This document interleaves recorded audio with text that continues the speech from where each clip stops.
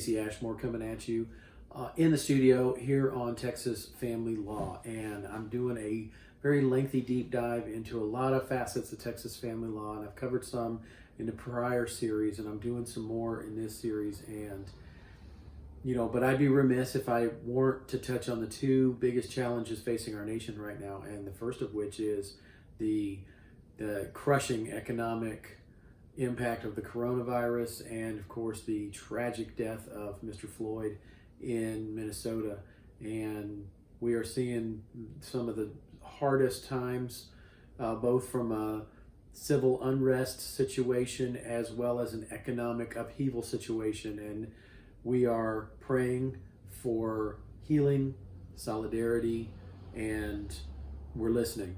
And it reminds me of the motto of our great country, which I just have been thinking about and pondering and researching, and it's a good thing that was the motto that was chosen. It's the Latin phrase, e pluribus unum, out of many one, we are one people.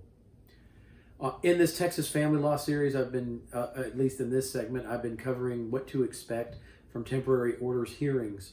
And I've talked a little bit about temporary orders hearings and what happens at them, and what to expect, and how quickly the bond between you and your attorney needs to be formed so that you can help them see around some of those corners and anticipate what's coming at you at a temporary orders hearing. Now, one thing I've heard over the years is that clients feel frustrated sometimes because you go to court for a hearing on a temporary order situation when there's not an allegation of family violence, and there's not an allegation that rises to the level of a temporary restraining order or a temporary injunction. And those are those situations where there's allegations of violence or wrongdoing or something that the court needs to have an order that says, stop this prohibited behavior. And I don't mean to diminish the importance of the hearing that the other clients have, but most clients don't have, on the whole, there's not a whole lot to fight over. You got two really genuinely good spouses who, for whatever reason, cannot live together anymore. It doesn't have to be that they're not in love. Sometimes they are still very much in love, but it's not working, and it's a no-fault state. And then it just comes down to issues of property division, child support, parenting plan. And not that that's plain vanilla, but it's plain vanilla compared to family violence, drug and alcohol abuse, financial fraud, things of that nature, things that protective orders and injunctions need to be granted for. So clients feel very frustrated sometimes because in that situation, when you got two genuinely good people, it's so nuanced as to who's going to be the primary parent. And then you have just a simple situation of,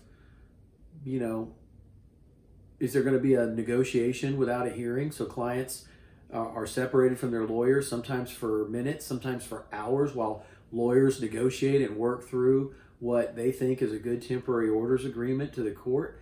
And so clients feel like they, are frustrated. They want to go to court. They want to tell their side of the story. They want to have their day in court. And what ends up happening is a short or sometimes a very long negotiation at the courthouse where people are standing around in conference rooms and lawyers are moving back and forth and talking to other parties and but nobody is having their day in court. And that can be frustrating sometimes, but there's a good reason for that, because negotiation is a whole lot more effective, and because both spouses buy into whatever the ultimate agreement is.